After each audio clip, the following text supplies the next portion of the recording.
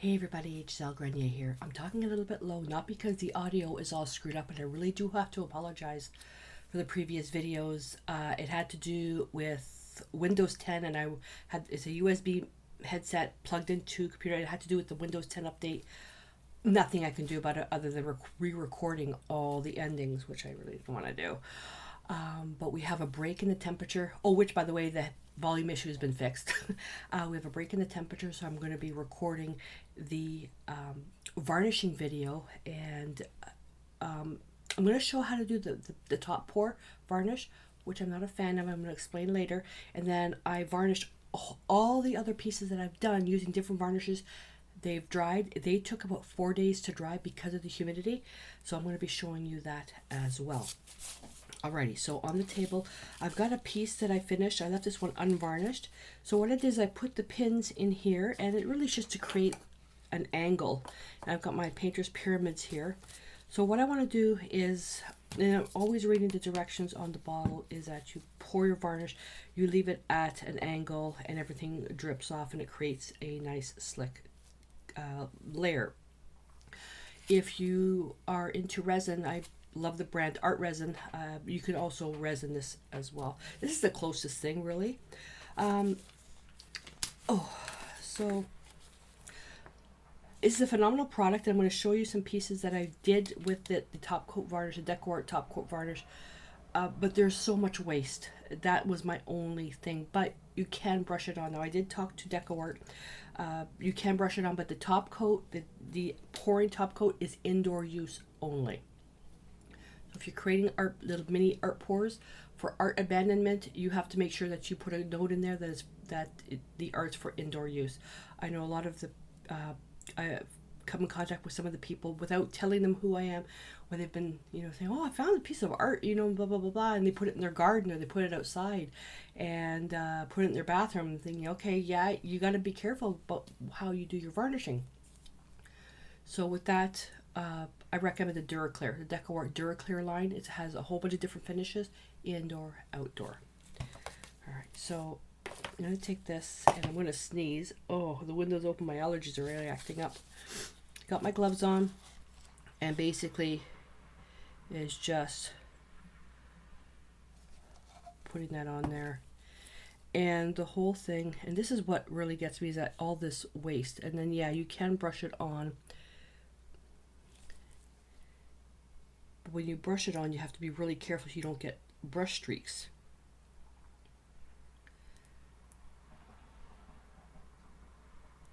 And go, go, go. I know you can't really see. I'm just basically tilting it so it goes down there. Let's see if I can. You know what I would really love to know is what you guys do. What do you guys do when varnishing your pieces? Like, do you have a specific technique that you do? I'm just going to do this because this stuff levels out. This stuff all levels out anyways. Levels out meaning that you don't get, it doesn't stay like this. It just flattens out. And then from here, I'm going to take my painter's pyramid and I put it here, and it'll just flatten itself right out on the base. So let me just take my gloves off. I would love to know what you, get rid of the bubble, what you guys use for your methods of varnishing. A specific varnish, a specific technique, don't sneeze, a specific technique, a specific brush. You guys all know that I have a specific brush for all my varnishing. So let me put this aside. Gadzooks, look how dirty my table is. Alright, so here's one that I did with the top coat. Absolutely beautiful. It's nice, very smooth, very super slick. But it's, it leveled everything. You can't even see anything other than the drips on the bottom. And you're supposed to be able to take a palette knife and just scrape that off. And this is a piece I did at the very beginning. I mean, look at that. Now this one here was an experiment with the medium. It's very textured because I also splashed on, this was off camera, some of the actual pouring medium to create these translucent bubbles. Okay, and then this one as well, did that beautiful little rock. And then this one here, I did a pour in it. Look at that. So you still see the cracks, so they're protected. So once I do the back side, this rock is ready to go into the garden. Just gonna peel that off. But yeah, the whole thing with the pouring medium is that you pour it on, you turn it, and you let everything drip off to get that nice film on it. Okay, so that's with the pouring medium. And let me just put that over there just so I know which ones they are. So the next one from there is triple thick. So this is a triple thick medium. Okay. And the triple thick medium, now I know I got kind of sloppy here, but the triple thick medium, there's two versions of it. There's the brush on and there's the spray. And again, follow the directions. Now I did all the varnishing with my varnishing brush. And with this, I mean, other than, as you can see the difference, there isn't much of a difference with this. Like, it is super shiny. You can see where the liquid glass drawing was. There isn't much of a difference in look. In the feel, there isn't much of a difference either. I'm finding the triple thick is a little bit, not softer, but smoother. But they're both beautiful. So that's that one.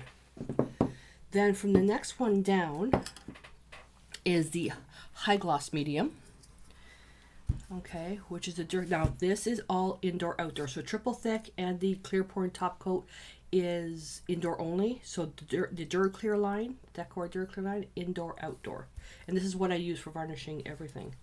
Look at that. That is super. I mean, you could, this is so smooth. Absolutely beautiful. Absolutely beautiful. Not a fan of the tie-dye color, but it was just more of a technique. But just the varnishing is it's spectacular. Nice and tight. So that's that one. Then from that is just regular gloss. Now these ones I had fun with. Remember all these little pieces? So with the gloss, so this is a rock I did off camera, and it was playing with the pores, so that turned out really nice. And then these pieces as well, brushed on using my same brush, nice and shiny. You can see where all the texture is there. So this one had all that nice gesso texture, and then we did the dip. Turned out beautiful. So can you imagine what you can do with these little pieces? You can cut them out, tags and cards and inchies and twinchies, and that's gorgeous. But you know what else? Think of it. If you have a die or something where you can cut it and you can make this into jewelry. Absolutely beautiful. So that's with the Duraclear Gloss Varnish. Put that aside. What's next? A gloss varnish, high gloss I did. Satin. Oh, I need my paper back so you can see the contrast. So with the satin, now it gets to the point where there's not much of a difference. I just pour these. So this is with the Duraclear Satin Varnish. And all of these took approximately 4 hours to dry. So you can see a little bit of a difference there between the satin and the regular gloss. Not much. Not much. And this is, oh, and this is only one coat of varnish. Look at that. That's really nice. Nice and smooth. That's the thing, is it's nice and smooth. These turned out really nice. So that's the satin varnish. So let me put those over here. Oh, and this little piece, remember this little one? It's stuck in there. That's not popping out. So all I could need to do with this is just pour the top coat pouring medium in there, or the Duraclear. The Duraclear would take multiple layers, but the clear pouring top coat, I could put a thicker layer in there. But there you go. So that turned out nice. Then we go to, I think Soft Touch Varnish is the next one down. I think it's Soft Touch. Looks like velvet. It looks like velvet. And again, this one here is indoor outdoor. But look at the difference. Whoopsie. Huge difference. So depending on the look that you're going for, you know. Anything that's got a matte finish is a little bit harder to clean. This is why when you go get paint at the paint store, they tell you, you know, where's it going to be. If it's kitchen, hallway, and that you want something more glossy, where something like a bedroom or whatever, it's a matte finish because it's easier to clean. Same thing with this stuff. All right, so let's put that aside. And then the last one, I only did one more because I ran out of pieces, is the Ultra Matte. Now, between the matte and Ultra Matte was just a little bit more of the mattifying effect. So I did the piece using the Ultra Matte. That matte, there wasn't that much of a difference, but here we go. So if I compare it to, I think this is the closest one, which was the High Gloss. The colors are still vibrant on the matte, but they're so much more beautiful with the gloss. Because with the matte varnish, think of it like almost like a clouding effect. That's how it creates that matte finish. To me, it kind of just dulls everything down. But there is a reason for stuff for matte. For photography, this is so much better because you can see the high shine. But so there is the difference. Now, one thing that I also do, make sure I put that in the right place. Now, one thing I also do is that you don't really need to have all these different types of varnishes, and you can. What I've done, and it's worked for me. I've got pieces of years.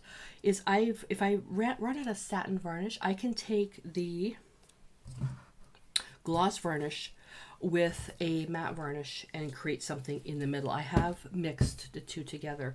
Same thing with an ultra matte with a satin. If I want to customize a bit of the finishes, I have done that and it's worked for me. So anytime you want to experiment with the finishes, always read the directions on the bottle. If you're never sure about how something's going to work, always contact the manufacturer just to be safe, especially if the piece is very important to you, or if you're giving it as a gift or art abandonment or to sell. So with this entire experiment that I did, and again, I apologize for the audio, but it's all been rectified now. With the entire experiment that I did, the one thing that was at the top of my list of irks was the waste of the paint, which I now have figured out with the purple ones. What I could do is just to dip inside those pieces, and then using the skins. So the waste with the paint, that's not an issue anymore. The waste with the varnish, though, that is an issue to me. So, if you guys use any type of pouring varnish, share in the tips below. Share in the comments below some tips that you have for recovering that varnish. Because if you do pour the varnish and it drips on your paper, after a few minutes, that stuff's not usable anymore because it starts to harden. So then it compromises the varnishing quality. If you take that, reuse it put it back in the bottle onto another piece. And the mess, the mess is good, but that's just part of the thing. One tip that I have, which I have to go and see if I can find it at the big box store, is I was at a neighbor's place and they were showing me something in their basement, and they had in their washing machine, they had a tray underneath their washing machine. I didn't quite know what it was, asked what it was, but it was this massive tray, and all I could think about was my Stay Wet palette, like an oversized. It was just a tray that sat underneath their washing machine, and so they got it at the big box store, but I also went on to Amazon, and their washing machine trays, and they're meant to catch water in case you have a leak. Depending on where you get them, they range from $25 Canadian, 25 Canadian, up to, I think there was something like $60. So if you're doing large pieces, those are a great thing to do. Use those washing machine trays. Don't have that, then basically just take freezer paper, or I wouldn't, not so much with the wax paper, but freezer paper, tape it underneath, and then you can, if you have little boxes or something, you can put it aside. That way you can lift it. My mouth is rented. I'm so excited because how cool it is right now. You can lift the paper up to create like a barrier, so you can put that around. It's a makeshift thing. If you're going to do a lot of art pouring, have the proper tools. The experiment with using the cracking medium, wet on the pouring media. That was really cool. That worked out really well. The biggest fail was using the Dazzling Metallics. The 151 was super thick, which should have worked, and I'm going to blame the actual physical product of maybe being old, because I did do it on this one here, and it worked out fine. And this was, I think, copper, and it turned out just fine.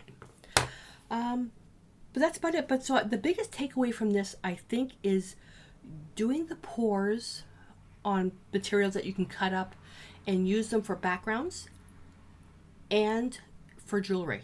That's the biggest takeaway I have of this. Because I'm looking at this one here, and I can just see so many different opportunities for jewelry if it wasn't on Masonite, for jewelry with this. And then for ones like this is backgrounds for a portrait. And especially with this one here, all I think of when I look at this is a portrait of Frida Kahlo. I'm obsessed with her. So that's about it. So I really hope that you enjoyed the experiment, other than the audio. Enjoyed the experiment with me. I'm not finished. I'm going to be doing a few more experiments as I go. I have to time my videos now with the weather. And yeah, so this was fun. And again, I would love to hear your own experiments, what you've done, things that you found, things that worked, things that didn't, because art pouring can be an expensive thing to try. So if you have DIY recipes for the medium, please share them below. Varnishing tips, anything to minimize waste, please share below. That way we can all learn from each other. And don't forget, if you've done pours or acrylic pours before, you've got pictures, the link is below. Please go to the community and share pictures, because I know a lot of people in the community, they've never done it before, and it's an expense that they don't want to get into if they don't know about it. They want to see processes and stuff like that. So please share your pictures in the community, in that way somebody might be encouraged to go out and try doing these types of pours. Alrighty, so that's it. I'm gonna clean up, and I think I might be able to do one more video after this. Alrighty, so thank you again for this journey, taking this journey with me, and until I see you in the next video, stay inspired.